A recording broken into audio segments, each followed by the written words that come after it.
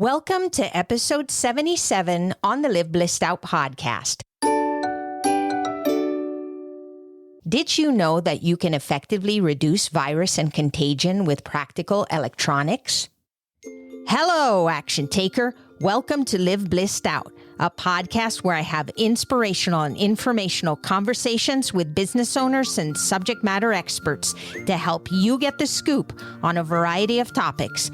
Tired of hesitating or making decisions without having the big picture? Want to be in the know? Then this is the place to go. I'm your host, Marissa Houston, helping you achieve bliss through awareness and action. So let's get to it. Joining us is Scott Milne. He is the sole owner and operator of Rocky Mountain Efficiency Group. He is certified by 3 of the nation's leading authorities of building efficiency, BPI, RESNET, LEED, and was certified by NORMI, the National Association of Remediators and Mold Inspectors. Scott is the founder of the Denver Lodging Engineers Association, author of Win the War on COVID-19, and the inventor of the Elite Room Hotel Room Disinfection product. To learn more, visit virusdepot.com. The information, opinions, and recommendations presented in this podcast are for general information only, and any reliance on the information provided in this podcast is done at your own risk. This podcast should not be considered professional advice. Scott, welcome to the show. Well, thank you, Marissa. It's a pleasure to be here. I am looking forward to the conversation we're going to have about COVID. In today's world, things have changed overnight. If we look back at this time last year, we would have never thought that we would be where we are today. COVID changed the way we live. What it's done is it's caused a lot of people to really evaluate how they keep clean, washing their hands, covering their face, how viruses are spread. And as a result, I don't know, to be honest, when people are going to start feeling safer again, when they're going to get to the point where they can say, I'm comfortable walking around without a mask when the regulations allow us to do that. And even then, they're hesitant because then they're thinking, well, how do I know somebody doesn't have germs that I don't want to pick up? There's a lot to be done on the back end, essentially, of our world and how people, for example, travel or do business so that they can feel confident that when they go out, that they're not going to be exposed to things that they are not comfortable being exposed to. Why is a facility consultant like you here to discuss virus defense? Facility consultants, ultimately, we solve problems. We improve the systems within public buildings. Often it has to do with efficiency. I've been certified to test and resolve air quality issues, such as mold or odor, bacteria, air movement, and there's even such a thing called sick building syndrome. I supply and instruct facility operators. I teach them how to use advanced sanitation equipment that is known to kill harmful bacteria and virus, that kills it on a molecular level. Now with COVID-19 here, I'm also determined to teach homeowners and business owners how to use these simple processes. We don't know what you know. And that is why it's really important to have the dialogue so that we can be educated and understand how this all works. Now, I know you wrote a book called Win the War on COVID-19. What motivated you to write that book?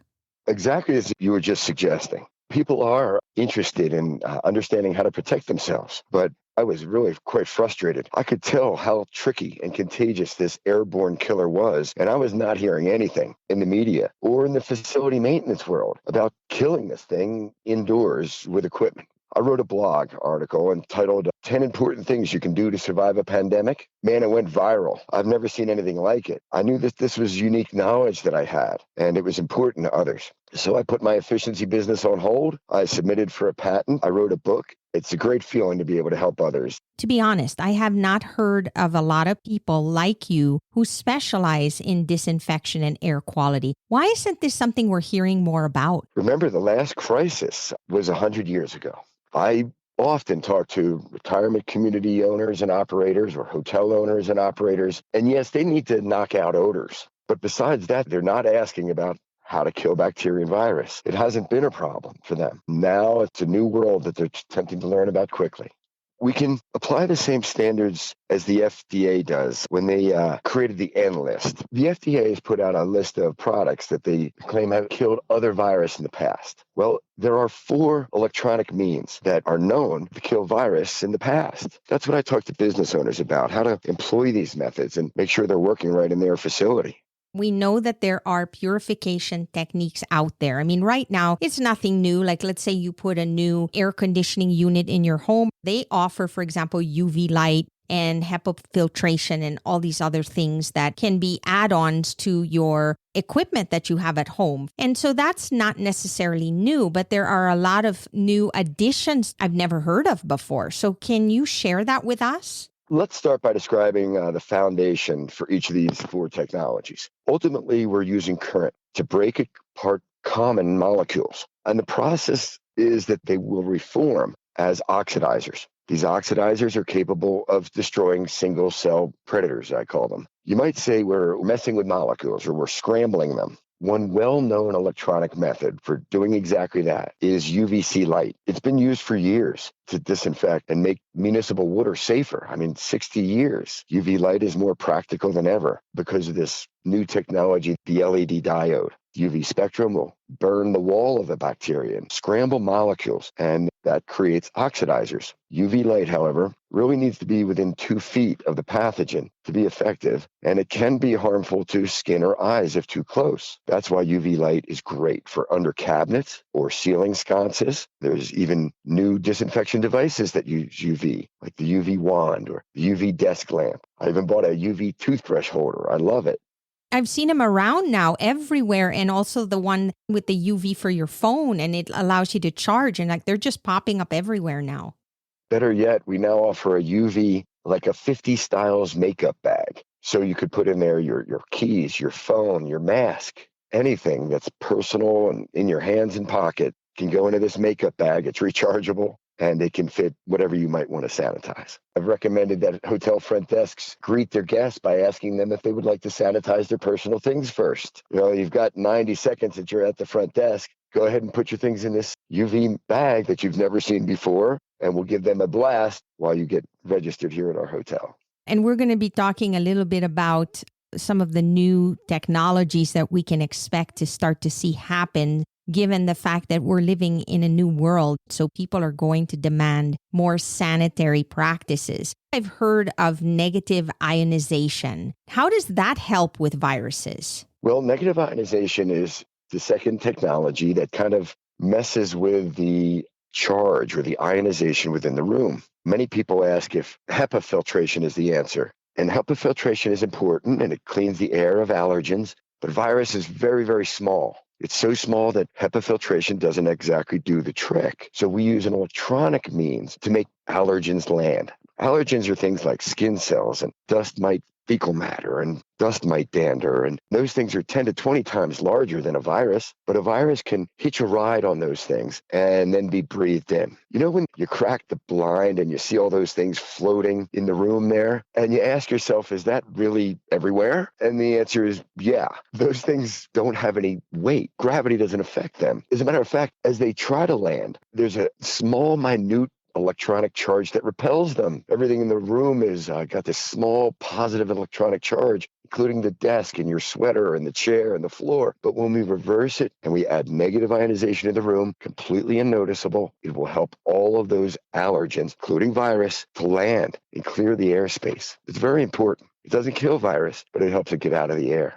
I've also heard of ozone disinfection. How does that work? Well, ozone is an important oxidizer, and there's been a lot of misconception about ozone. You see, ozone is also a low-level pollutant. It comes from exhaust pipes. It's also the thing that kind of surrounds the planet and protects us from the harmful rays of the sun. So ozone is O3. It's really just 3 oxygen molecules. You can't get any more natural than that. So when I tell people we scramble molecules and bring them back as a powerful oxidizer that can kill harmful bacteria and virus, ozone is one of them. And it's the easiest to make, but it comes with an EPA warning. They don't really want people to linger in ozone for long periods of time, extended periods like 6 or 8 hours, high levels of ozone. But no one would really ever do that because ozone has an odor. At a medium level, you can tell that you're in a space that's being flooded with ozone. So we use ozone when people are not around.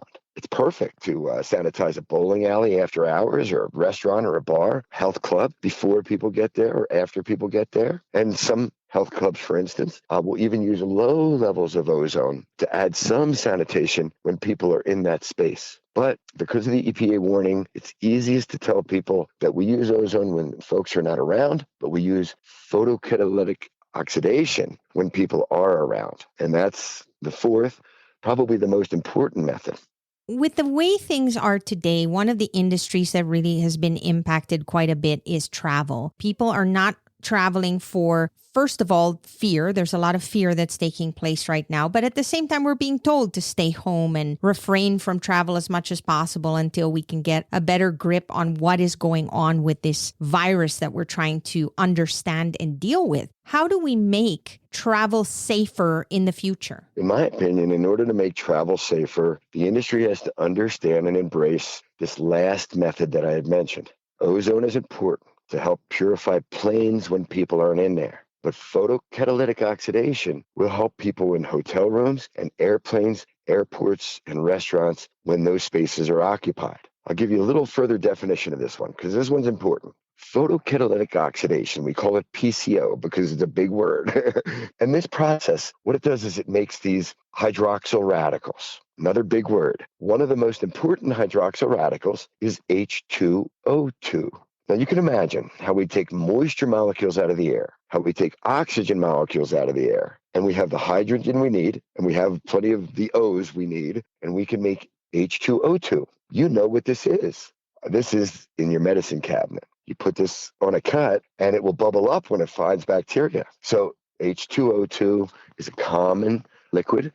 Frankly, building engineers are spraying it around schools and things because they're trying to tackle virus the best way they know how. So photocatalytic oxidation makes hydrogen peroxide. It's one of the elements, and it's invisible, and it's on the molecular level, and no one knows it's in the room, but it's in the room killing and sanitizing. And that's how we're going to make travel safer, because there are now personal air devices that can help. You can wear one around your neck, for instance, that puts out a bit of a breeze of ions, and this breeze can repel virus from your face, makes a mask more effective. You can add disinfection to a hotel room. A small device plugs right into the wall, the size of your fist, and it'll put out a little bit of ozone before you enter the hotel room or as you're in there.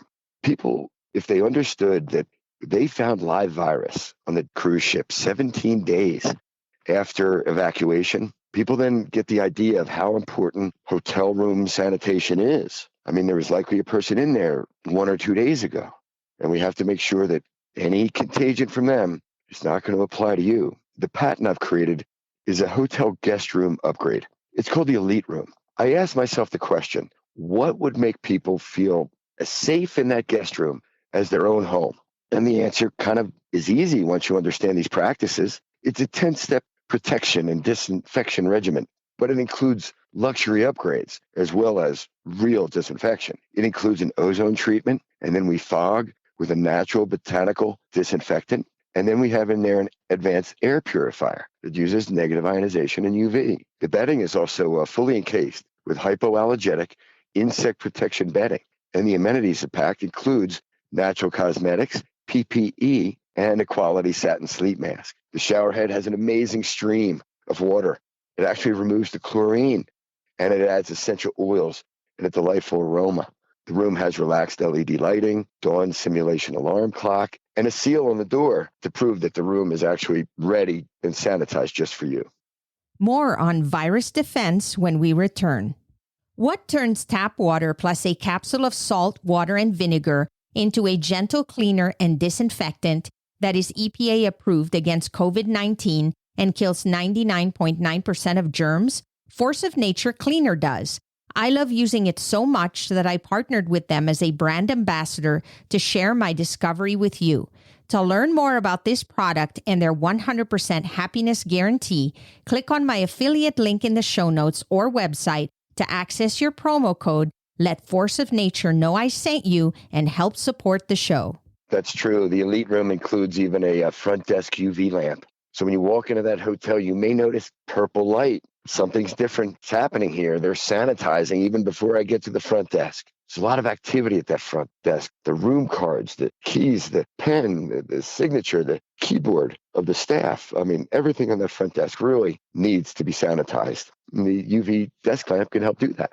When you go to a store, for example, I notice that when you walk up to the counter to pay for what it is you're getting, they have little spray bottles right now. And after they do a transaction with one customer, you have to wait in line until they spray everything, wipe everything down, and then they say, okay, I'm ready, come forward. And these cashiers are doing this over and over all day long. So how nice would it be to have some equipment that would make that process much easier for them as well? True, Marissa. However, what you notice happening at the hotel actually has a name. It's called cleanliness theater, and it's important. I recommend layering on these technologies. Don't just add a desk lamp and think, that's going to be it. Layer them on. And this cleaning you see done in front of you is being done on purpose, so people can feel assured in that establishment. Literally, the hotel housekeeping is not in the rooms as much anymore. People don't want them in the room between, like if they're staying there for 2 or 3 nights, but they purposely bring the housekeeping into the lobby when they know people will be there. And they just say, clean anything, start cleaning. People need to see you cleaning. It's almost a marketing thing, right? To make people feel like something's always happening and that the place is being kept up and clean for them at all times. Cleanliness theater. Yes, that's right. All businesses need to take a lesson from that. I'm looking at 2 things right now, Scott, when it comes to travel and when it comes to business. So with travel, the 2 main things we all think about are always the plane, because chances are we're going to go on a plane to get to where we need to go. And then there's the hotel, and you talked a little bit about that. So it looks like there are these technologies then that can be implemented, and I would assume that the airline or the hotel that incorporates these practices are probably going to get booked more and make people feel safer and want to do business with them than the ones that don't. Well, you would certainly think so. People need to train themselves to seek out, to look for, and to be able to spot businesses that are doing it better. You will be safer in businesses that are doing it better. To get back to travel for just a second, South Korea has installed 250,000 of these photocatalytic oxidation cells in the ductwork of their important buildings. Have you noticed the success rate South Korea is having with this virus? 250,000 PCO cells might be helping. Airplanes. They've started to research, and some of them are even starting to buy photocatalytic oxidation cells for their ventilation systems in the airplane. The ones that are, will they let the customers know what they're doing? Will they advertise this boldly and let the customers know our planes are safer? We've invested $2 million in this technology you've probably never heard of. We've installed it. Come fly with blank. I mean, they've got to not only install it, they've got to tell their customers that are dying to travel again what they're doing. That's why I hope the Elite Room will work. The hotels will boldly advertise that they have a solution for anyone that's concerned. The Elite Room is an upgrade, and it's paid for at the front desk. And Scott, it's competition, right? You've got one business that's offering something extra that the other isn't. Then it helps that business gain more trust and bring in more clients. Let me give you an example of what you just described there. Restaurants. Restaurants are tight right now. They're suffering. They don't know how to handle this. Many of them do not have the capabilities of just creating outdoor space. If you're one of 5 restaurants on Main Street in your town, people wander around again and venture out and begin to use restaurants again. If you're the one restaurant that hasn't figured out touchless fixtures for your bathroom, and the other restaurants have, people are going to feel icky coming into your restaurant because they'll likely use that bathroom and they'll have to touch the door, the toilet, the sink, the soap, and the towels, and then the door again to get out of there. When another restaurant down the street, or all the other restaurants down the street, you don't have to touch a thing to go through the bathroom experience. There's door openers, there's flushing toilets, there's automatic sinks, automatic soaps, and hand dryers that actually put out a plasma that kills bacteria on your hands. You can do that, and restaurants should. All businesses and all buildings should. You're going to see touchless come and develop in a big way. So this is basically the future, and I don't see an end in sight in the sense that it's something that we ignored for a very long time because it wasn't anything anybody was truly concerned about. And now that we've had this experience with COVID, I think that now it's more of a necessity. Yeah. I mean, people are already making important decisions about virus evasion or avoidance, and they'll continue to make those decisions, I think, into the future for some time. They'll get better at it. They'll begin to spot businesses that are doing it better, and they'll change from one health club to another because one health club has installed these windows that open all the way like garage doors. And they've got a few pieces of equipment there. And as you walk into the health club, they've got this thing on the door where you put your palm up and it tells you what your temperature is for free. And then it squirts a little hand sanitizer into your palm. These are inexpensive, affordable, practical devices and pieces of equipment that nobody's ever seen before. But they know that this business has seen it and is getting it right. And I feel a little more protected because of the money they've spent within this health club. I'm going to make the change. Yeah. So this is essentially something that businesses are going to start to implement just because they know that that is what their customers are going to demand. Essentially, if anybody's going to start venturing out and feeling comfortable, they need to see that some steps have been taken to make them feel safer. Imagine the decisions that the cruise ship owners are trying to make right now. Just do we do nothing and hope that this goes away and people forget? Or do we modify our ships entirely to bring protection to the room, to bring less buffet interaction, to make people travel around the ship in a different direction so there's not so much commingling, and we're going to try to figure out how to social distance people a little bit more. Wow. Try to think about what you'd have to do to bring that industry back. I've got ideas in mind, but they're going to have to do them all. They're going to have to layer it on and then prove to the public what they've done. It's a different time now, Scott. Gone are the days where they didn't even have enough time between disembarking in an airplane and getting new passengers in and being able to clean appropriately. It would almost be just a little wipe down and then off you go.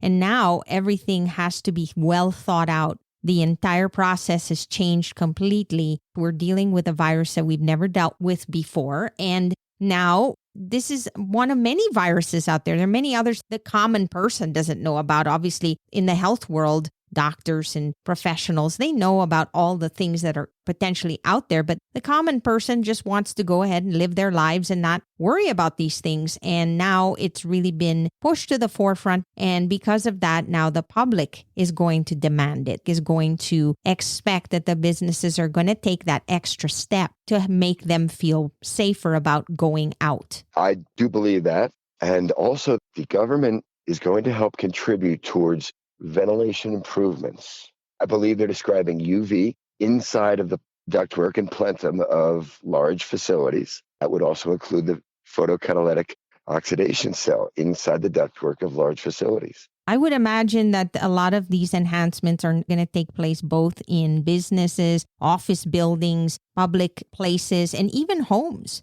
We can expect to see a lot of changes coming down the pike with all these developments that are going to happen because of this experience. Although ventilation improvements seem intimidating to homeowners and expensive, bringing in technicians into your home, I don't want them to think they have to do that because there's a simple device in the markets, actually several of them manufactured by different manufacturers, and they put out negative ionization, photocatalytic oxidation, and ozone if you want it. So there are home-based devices, and they're a little more costly than your cheapo air purifier. But this is protection that will be in your home for decades. And it's as big as a bread box. So they're not that expensive. And you can bring these technologies into your own home for protection for your family. How can listeners learn more about what these products are, what you offer, how to get a hold of you? Tell us how we can get more information, Scott. Thank you for asking about how your listeners are able to find my book or find me. They can find the book on Amazon, or if they want to save $2 and get a signed copy, they can get that from my website at virusdepot.com. You're also able to find a rather complete collection of the advanced purification and sanitation technology that we talked about and described today. And if your listeners would like to get a copy of that virtual list, the 10 most important things you can do to survive a pandemic, just drop a note in the contact section and I will send it right over. If they mention your name on virusdepot.com, I'll give them a 15-minute consultation on protection strategy for their home or business. Be happy to. Thank you so much for giving us all this information about what's coming down the pike, some of the things that we can do, what's already available, and just helping us understand the technology that's already out there or things that are going to be implemented to help make our confidence in going out into the world again the way it used to be, or maybe even better. Clean, pure air is a good thing, whether there's a virus around or not. The flu bug and some other strains of nasty things are out there. We just didn't pay as much attention to them. Businesses have to remain competitive, especially in a marketplace like this. This is the one way they can gain a competitive advantage. Thank you, Marissa. I appreciate you having me. What are your thoughts on virus protection for COVID-19? Send us a tweet at LBO Podcast. Thanks for listening, and thanks to Scott Milne for joining us on the show. If you have a question or comment for a future episode, all you have to do is go to speakpipe.com/LBOVM or click the link in the show notes to leave a brief audio message.